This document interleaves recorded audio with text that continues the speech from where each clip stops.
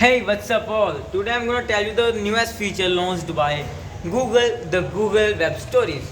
Google Web Story is like not so much popular right now, but the results I got with the web stories are so much amazing.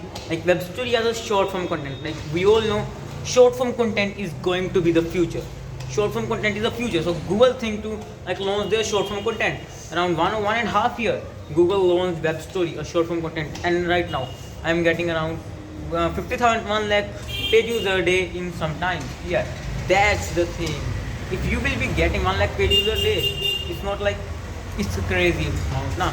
Yeah, so web story is a thing that you can apply now and you can get the first new advantage respectively of any business. If you are running an e-commerce business, you can do that, yeah. But the web story is new, so no one is into that. If you will go now, you will be getting a lot of amazing benefits. And like if you want to know what is web story are like Instagram stories. You know, Instagram stories have slides, and Google Web Stories also having slides.